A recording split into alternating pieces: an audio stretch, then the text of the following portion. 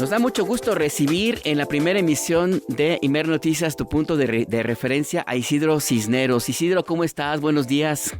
Buenos días, Alberto. Un placer enorme compartir contigo los micrófonos de la radio pública, ahora en esta columna de liberación y disenso. En esta conversación que tenemos un viernes cada 15 días, y fíjate nada más qué coincidencia, venimos de esta pieza informativa, Isidro, de Benjamín Netanyahu, que cita a la Biblia para inaugurar una carretera. Obviamente que esto fue una cuestión preparada, aprovechó la oportunidad. A esa carretera le pusieron camino bíblico, una cosa así, pero lo que dijo Netanyahu, que es lo que quisiera pedir tu reflexión a propósito de esta propuesta que nos presentas esta mañana, Isidro, dijo: esta tierra es nuestra, nos pertenece y no nos vamos a ir. Fascismo puro, Isidro. Fascismo puro, pero renovado. Efectivamente, hay que decir que hoy el ejemplo más evidente de las transformaciones del fascismo modernas lo representa justamente el gobierno de Benjamín Netanyahu. Es ese el que ocurre en Palestina, un genocidio que estamos viendo en tiempo real, en directo prácticamente. Entonces es muy importante, como hemos siempre sostenido, tratar de darle contenido a los conceptos para que nuestros amigos que nos hacen el favor de escucharnos ayuden a comprender qué cosa es, por ejemplo, en el caso concreto, el neofascismo. Pero para hacer esto, Alberto, me gustaría primero definir qué es el fascismo clásico, porque creo que hay que hacer una distinción entre un fascismo tradicional y un fascismo moderno. Entonces vamos a comentar que el fascismo tradicional nace como una ideología y una práctica política durante la primera mitad del siglo XIX, principalmente en la Italia de Benito Mussolini, y combina el nacionalismo extremo, el autoritarismo, la movilización de las masas, el culto al líder y el rechazo a la democracia liberal. Pero yo hago una distinción entre fascismo clásico y las formas contemporáneas del fascismo, justamente porque distintos autores han empezado a acuñar conceptos para describir estos ejemplos históricos como el de Israel, con conceptos como neofascismo, posfascismo y fascismo moderno. Entonces, por ejemplo, recomiendo una bibliografía muy reciente de Slavoj Zizek, un libro que lleva por título Trump y el fascismo liberal, de 2026, el clásico de Noam Chomsky, Neofascismo de Trump a la extrema derecha europea, del 2020, Claudio Vercelli, El neofascismo en gris, de 2021, y desde luego Franco Ferrarotti, El fascismo de regreso, del 2025. Lo que nos dicen ellos, y yo concuerdo plenamente, es que actualmente las emociones han sustituido a las ideologías. Por lo tanto, es urgente esa distinción entre un fascismo clásico que era profundamente ideológico y un fascismo moderno que es emocional. Vamos a ver rápidamente las características, Alberto. El fascismo clásico era ideológico porque postulaba el mito de una nueva civilización, se basaba en mitos, ritos, símbolos, en una nueva religión política y en la formación educativa del individuo nuevo. Todo esto en un marco ideológico que estimulaba la militarización de la política, la movilización de las masas, el culto a la personalidad del duce, la concepción del Estado totalitario y una crítica regresiva, antimoderna y antihistórica del progreso de la civilización. Obviamente el fascismo era una ideología contraria a la libertad, a la igualdad, a la felicidad y a la paz como ideales de vida. Era una ideología que exaltaba la irracionalidad, la voluntad del poder, la obediencia de las masas y el sacrificio del individuo y de sus derechos a la colectividad entendida como gobierno, Estado o nación. Y entonces concluyó la Segunda Guerra Mundial, fue derrotado tanto el nazismo como el fascismo, pero sus raíces ideológicas quedaron sembradas en las sociedades.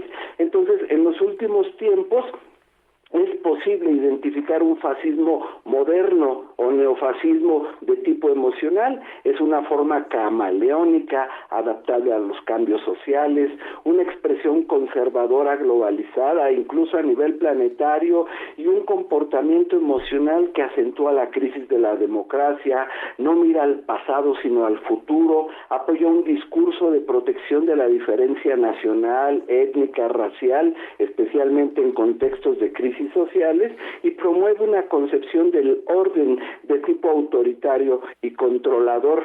Este fascismo moderno busca una reformulación cultural y política completa de sí mismo, busca conquistar el sentido común de las masas para redefinir las prioridades políticas colectivas, busca orientar a la opinión pública hacia temas de orden público, inmigración, seguridad nacional, sintonizándose con los poderes globales, se despliega con una gran ambigüedad ideológica, presentándose como apolítico, espontáneo o popular, expresa un antipluralismo porque no pretende ser una parte sino el conjunto, el todo, que no admite contradicción alguna ni la pluralidad de los distintos puntos de vista.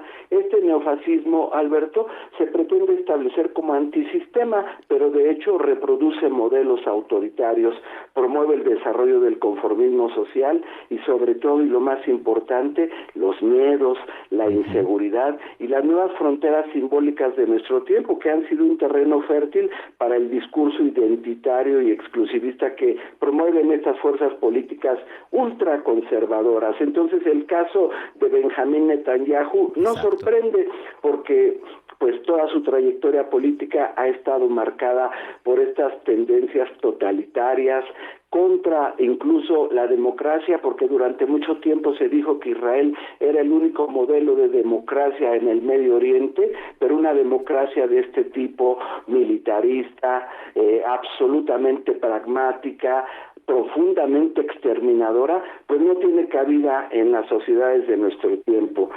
Quizá habría que concluir, estimado Alberto, con un tema que a mí me parece muy importante, ¿sí?, y que es la influencia del neofascismo en el uso estratégico del lenguaje, dado que controlar los significados equivale a manipular a la opinión pública.